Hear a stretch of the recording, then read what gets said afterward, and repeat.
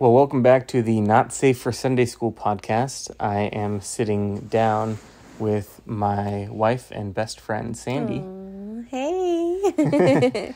And this is a very special Valentine's Day episode. Mm-hmm. And so, happy Valentine's Day. Yeah, happy Valentine's Day. Thank you for inviting me onto the podcast. Yeah. It is actually the 4th of February today, Yep. But this will be posted on Valentine's Day. And so we are getting the festivities started a little early. Mm-hmm. Well, festivities is maybe a bit generous of a word, because we have a really interesting topic that we're going to talk about today. Mm-hmm. We're going to be talking about the book of Song of Solomon.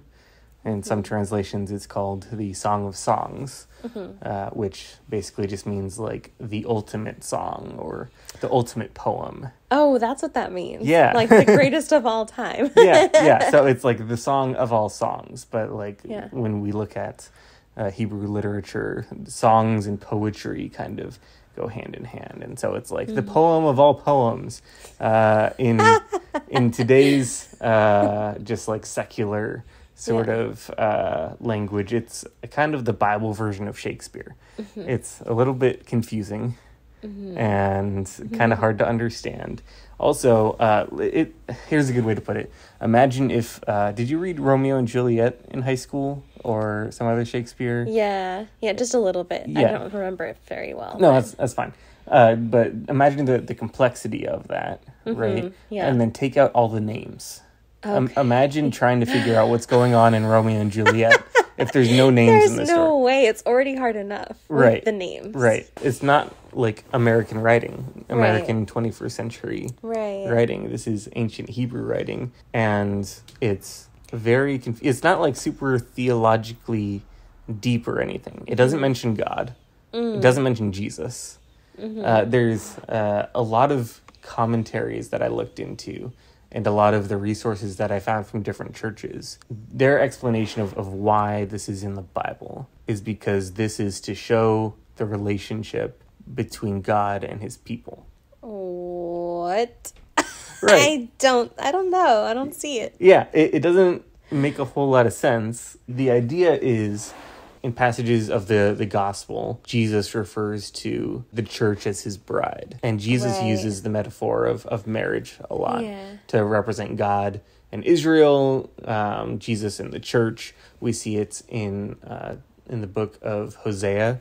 This guy Hosea is tasked with marrying a prostitute and raising children that aren't his. Oh. And it's this really heartbreaking story about this guy who's really faithful and this woman who's very unfaithful, to demonstrate how God is very faithful to us and we have been unfaithful. And so that's the idea that leads to this being a metaphor. However, I don't think that that's present here. And just reading through it, there's really nothing that gives me any sort of spiritual inclination of a metaphor for God and his people. Yeah, I'll admit I'm not a pastor. I am sure I don't have any credentials here. But just from reading through, I don't see how there's a connection. And even how the man is like, the girl in this story is like, where is he? And he's like, around, he's tending the vineyard or whatever. Yeah. That's sad. God is always there. And his people have the ability to like have God when we seek him. We're not like, where is he? And like not able to find him. And that's not like God not being there. If anything, that's us not seeking him. But she's seeking him in this story. Yeah. Anyway, so I'm like, I feel like I need to go tell those people, those other churches, like, excuse me, I don't think so. Well, I think it's kind of a cop-out a little bit. I think it's an easy way to say, like, oh, well, it's about love. So, and God loves his people. So we're going to leave it at that. and we're just going to gloss over it and move on. And we're not going to talk about it anymore because sex makes us uncomfortable. And they say breasts. Right. Yeah, it's very blunt in how sexual it is. Mm-hmm. Yeah. It's very obviously, like, if this got published, like, this would probably not be allowed in, like, your middle school or high school. Like, because this is it's smut, basically. Right. Like, it's not modest. Yeah, it's very erotic writing. It is. And I think that's the point of it. And so let's go through this kind of from an eagle eye sort of high view of everything. And so we have, I think, the woman and this first male character are these two people who are raised in Jerusalem, and they're maybe not poor, but they're farmers tending to vineyards and things like that. That could be a metaphor, vineyards, for something else. Right. Could be. But it's also equally as likely, given the time period, that agriculture. That they were people who worked in fields. That was a very common thing for the time, and it's the woman is dark skinned, probably from working outdoors and things like that, very tanned, and so she and this man are falling in love. And we see she brings him home to her family. And we see this repeating line, "Do not arouse or awaken love until it so desires." We see that repeated throughout the story.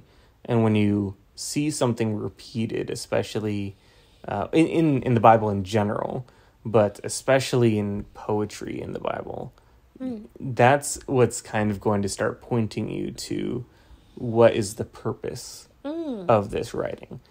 Because repetition for Hebrew poetry is like rhyming in English poetry.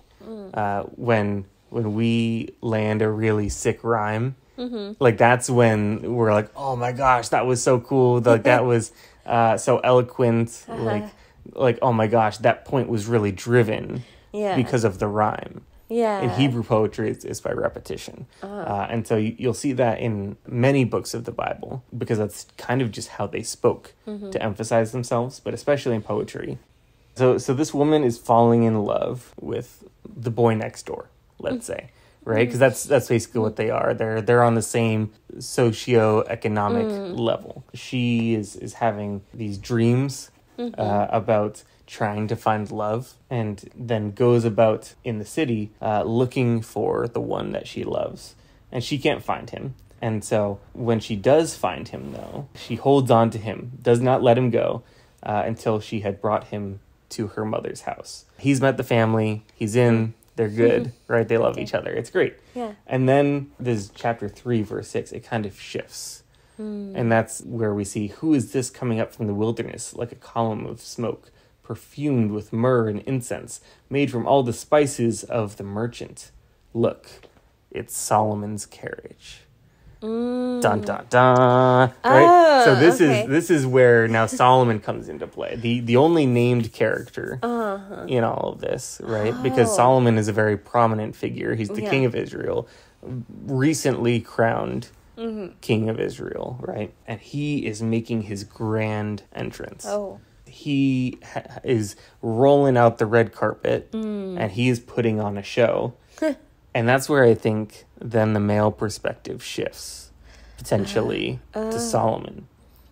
And Solomon sees this woman and says, "How beautiful you are, my darling. Oh, how beautiful." And that's just got to be super crushing for the boy next door. Like, you are in love, everything is going well for you, you just met the parents, right? And then Solomon swoops in, and then the whole narrative begins to change. And he talks for a super long time, right? And he says something interesting. "You've stolen my heart, my sister, my bride."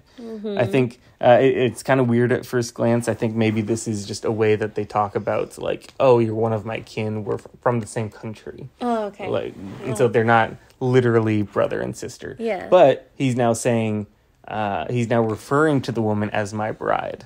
Oh, he's claiming her. Yeah, and that's something that was very common for kings in the ancient world, was just like, yes, you are now my bride. Like, I'm going to marry you. I am taking you as my wife. Wow. And it's like, well, he's the king, so we can't really do anything about that. Yeah. And Solomon's a guy who was granted a great amount of wisdom. God essentially wrote him a blank check and said, I'll give you whatever you want. And King Solomon, recently crowned, said, I need wisdom to lead these people. This is from one of the books of Kings. He says, since you have been wise by asking for more wisdom, then I will also give you riches and jewels and power and fame. Wow. And those things also end up being Solomon's downfall. There's laws that you should not take brides from other countries and stuff like that. He ends up doing that to gain political power, and then they influence him with their religion, draw him away from God, and then everything starts spinning out of control. Gosh. Right?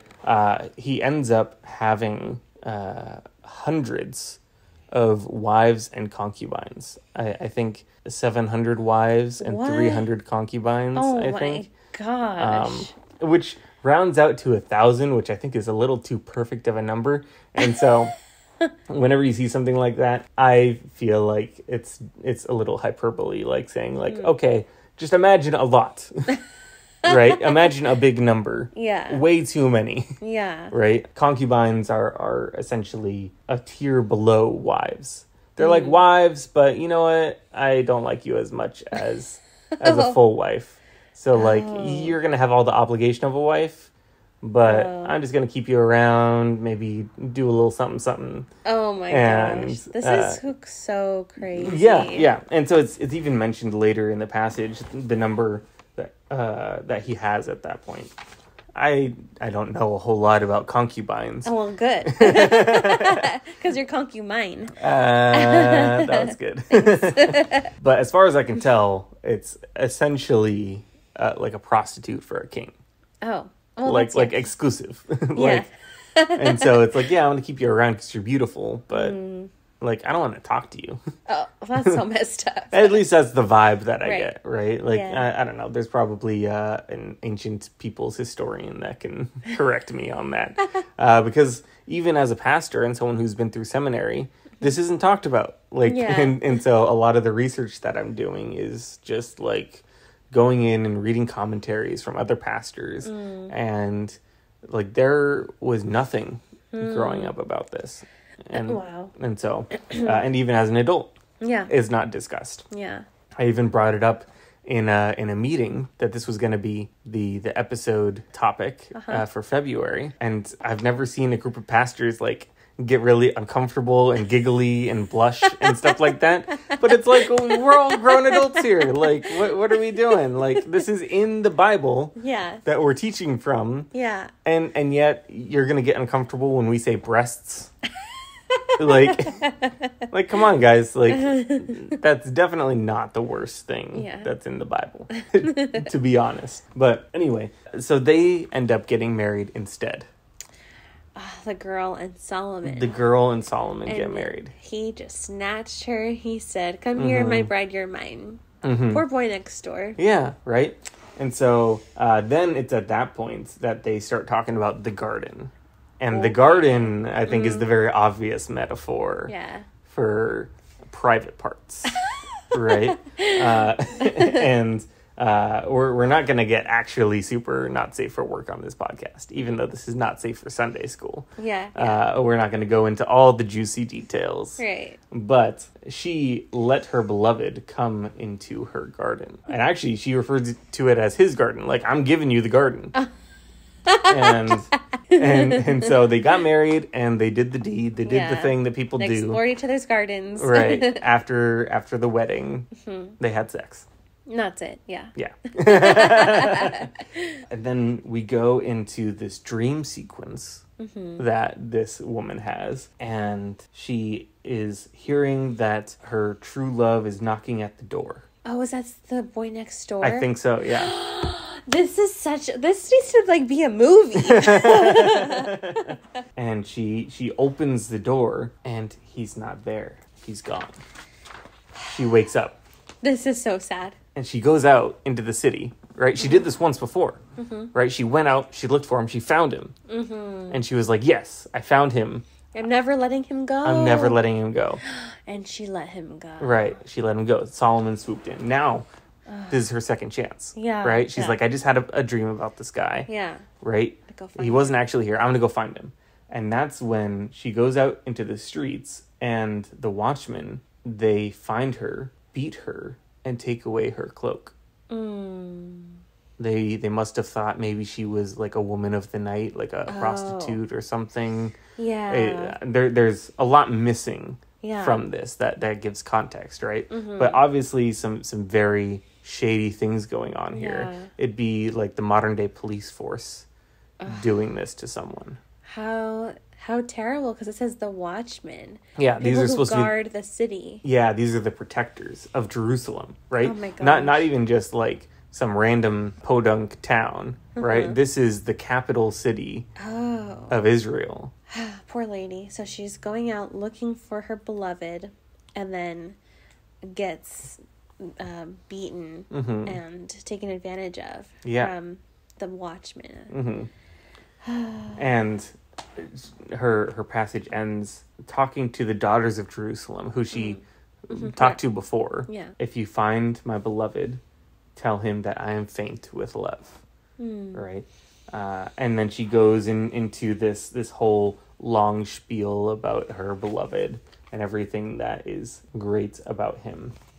And it's looking actually at this point that she's actually talking about Solomon, because there's a lot of imagery here of jewels, of perfume, gold, topaz, myrrh, all the rich marble, stuff. gold. Yeah. All the stuff that Solomon would have. Right. And it could be, right, and this is just off the cuff, off the top of my head, that she was looking for her shepherd boy, right, her boy next door.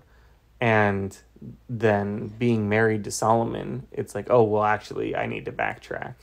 Yeah.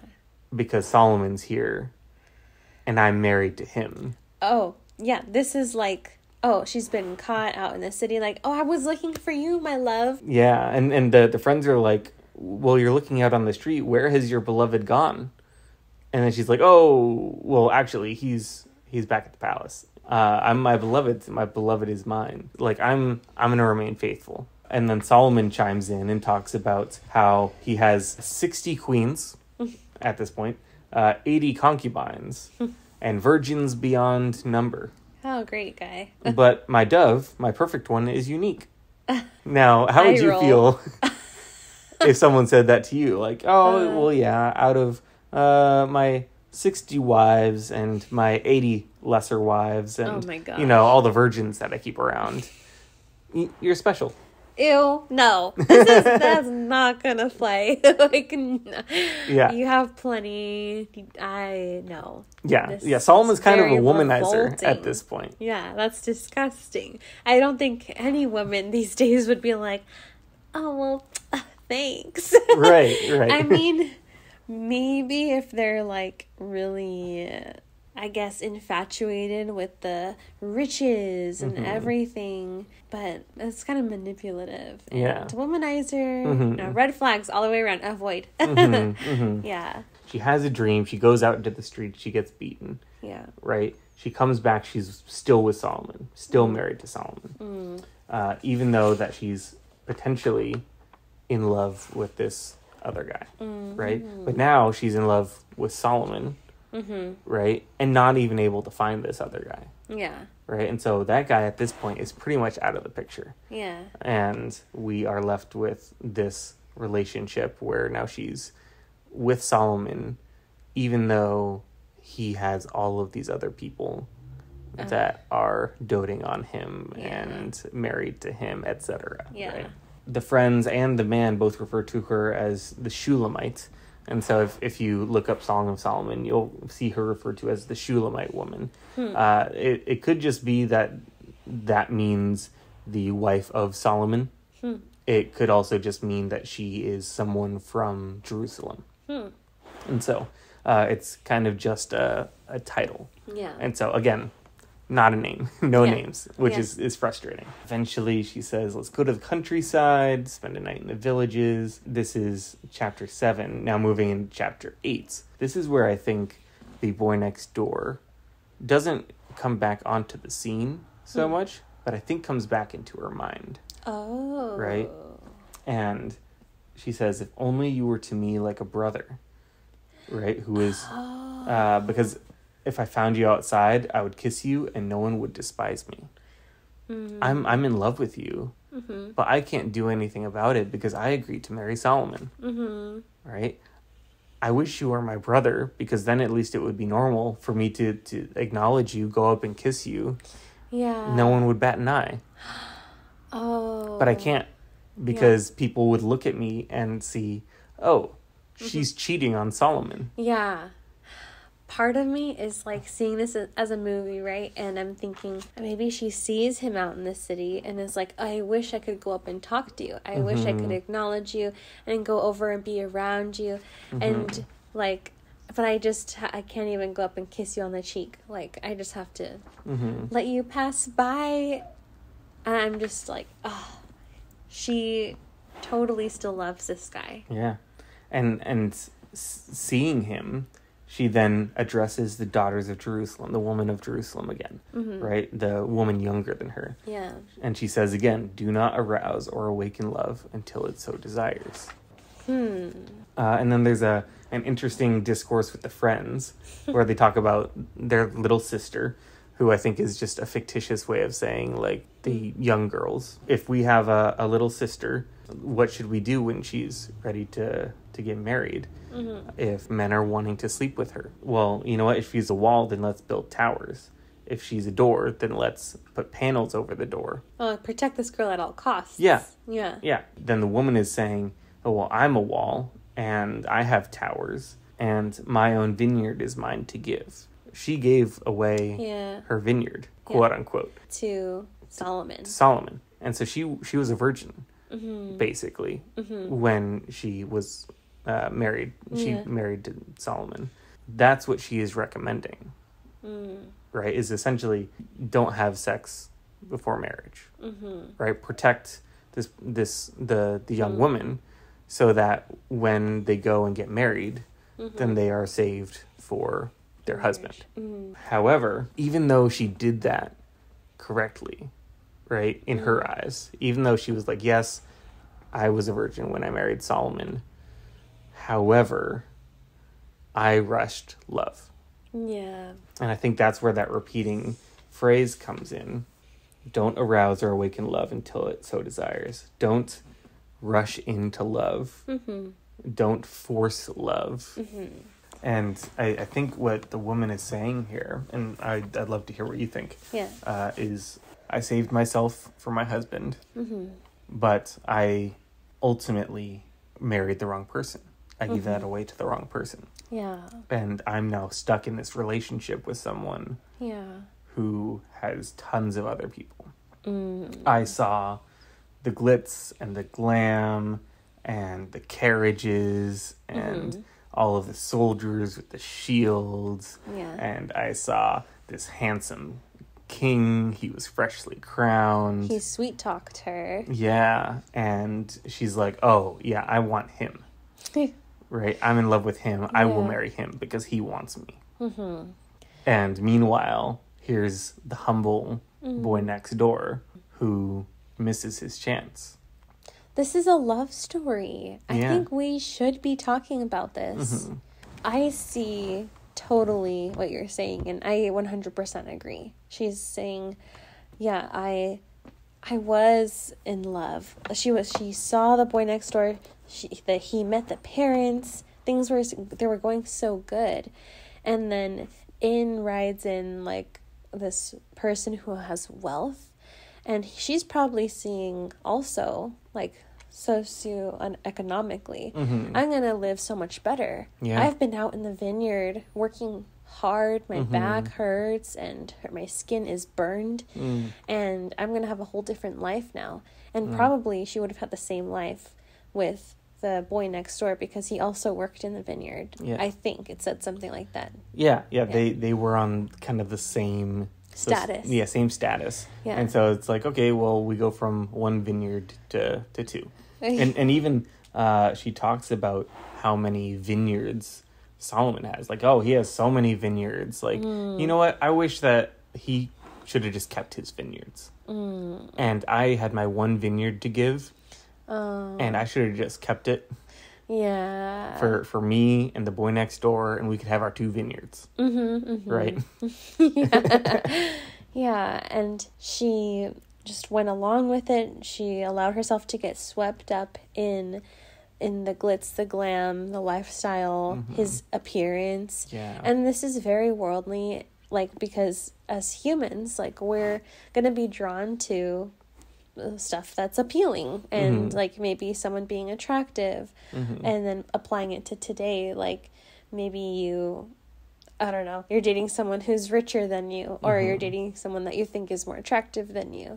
And I think it can get people can get really wrapped up in that and they lose focus on like the heart, like look for the best friend, the connection that's beyond things that are things. Like, yeah. I feel so bad for the boy next door in this story. And then also her, because she's having dreams about him. She wishes to see him. Maybe she does. And she's just like, oh, I could have had my life with him. And she probably doesn't even get to see Solomon very often. Yeah. Like, probably not. I mean, he doesn't have a lot of time to be seeing all of his 1,000 women. So that's very lonely. Like, it's all, like you're saying, surface level. It's all very shallow things. But it worked. She was blinded by that. And not to say that Solomon was right. He was very wrong, I think, for doing this. Oh, yeah. But it was successful in bringing this beautiful woman to then become his wife, and then they had sex and they're in a committed or at least she's in a committed relationship, right? He's in a polygamous relationship, and doing all sorts of bad things. But then she reflects back and she's, like you said, having dreams about this guy, potentially sees him and reflects on what her life could have been. And I think that's where that piece of advice is so outstanding that's repeated. Yeah. And I think that's maybe the major point. I think so too. Of what Song of Solomon is saying. Because sex and love and marriage are things that are created by God to be good. We have to be careful not to rush them or abuse them. Rather than being a book of the Bible that is like, ooh, it's sex, like, let's not talk about it because that's uncomfy, right? Like, it's actually, I think, very empowering for women, potentially. And I would love you to weigh in on this as a woman, because that's just my opinion, and I could be totally off. I think it's great advice coming from an older woman to a younger woman. Right, the daughters of Jerusalem, a way of saying just younger woman. Like, don't rush into love. Right, like, save yourself for marriage. That's great. That's good. However, don't rush to get married just so that you can have sex, or just because he is promising all of these things, this fame, this lifestyle, these riches, just because he's smooth talking you. Don't fall for that. Right.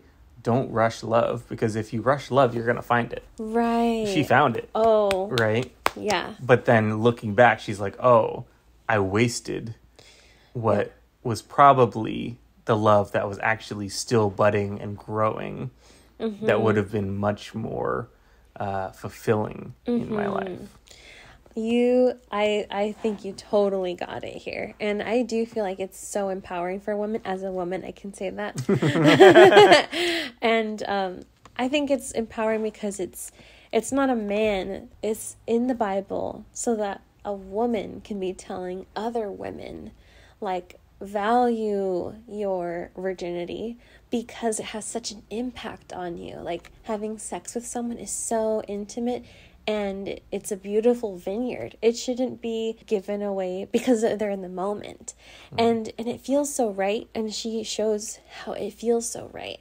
And it's so overwhelming, and it's beautiful. And the beautiful words when she's with Solomon, right? And it feels so captivating, and it feels right. And she's probably thinking, oh my gosh, I'm gonna have a great life, and he chose me.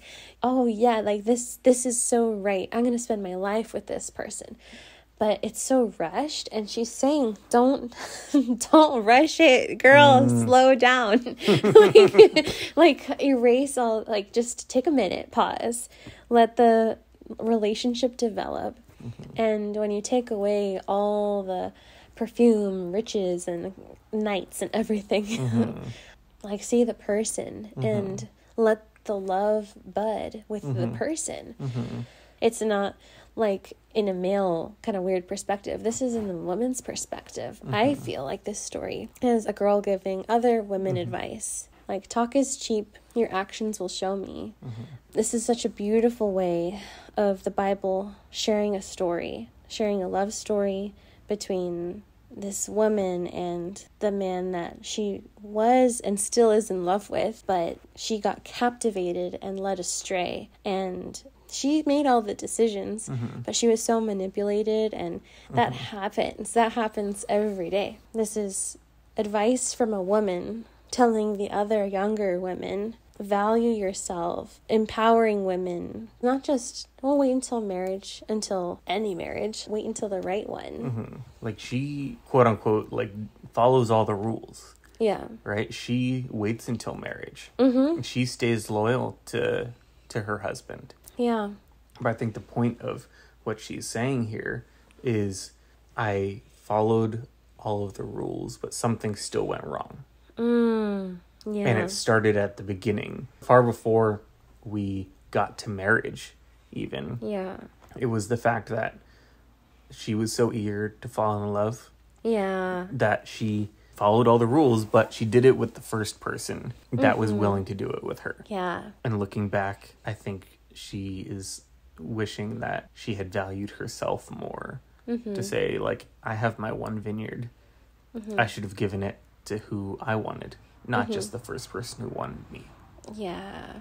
This perspective can be shared among so many women because we want to be seen. Women want to be loved and cherished, and we want love. I mean, we see it everywhere. We see it in Disney movies. We see it in the movies our parents watch as we're growing up. And it's an Instagram now, all these like perfect couple relationship goals. And we want love. We want to be loved. And so I think a lot of women, and myself included, grow up like looking for it, like looking for love. Where is he? Like, she's going in the streets. Where is he? Yeah. And so, like, my female friends have told me, like, where is my guy, Sandy? Like, I'm single. Where is he? He needs to hurry up. This is such a common thing for women. I think we can rush love because we're looking for it so hard. She's saying, don't rush it. I guess let it come to you is... Yeah, let it happen naturally. Let it happen naturally. I'm really happy that we got to sit down and talk about this. I think takeaways from Song of Solomon: marriage is great. Yeah. Right? Sex is great. Great. Yeah. Love, also great. Also great. But don't rush it, because even though you are doing things in the right order, checking all the boxes in the right order, it could be with someone that is ultimately not going to lead to a fulfilling life. At this point right now, with what I know, the Shulamite woman, I think, was maybe the author of this poetry. I think so too. Because she's passing down this advice. She has, I think, the most speaking lines. This sounds like very personal too. Yeah. Like a diary. Like, who else would know this? Yeah. Who else would know that she had a dream? Yeah. And the details of that dream, and that she was assaulted by the watchman of the city. Yeah. This seems very, very likely that she was the author. That's what I would say. But Yeah. Well, thank you for sharing your perspective and sitting down and talking about this. And wow, there's no one else that I would want to talk about this with. I love you so much, and happy Valentine's Day. Babe, I'm going to start crying. I love you so much too. And happy Valentine's Day.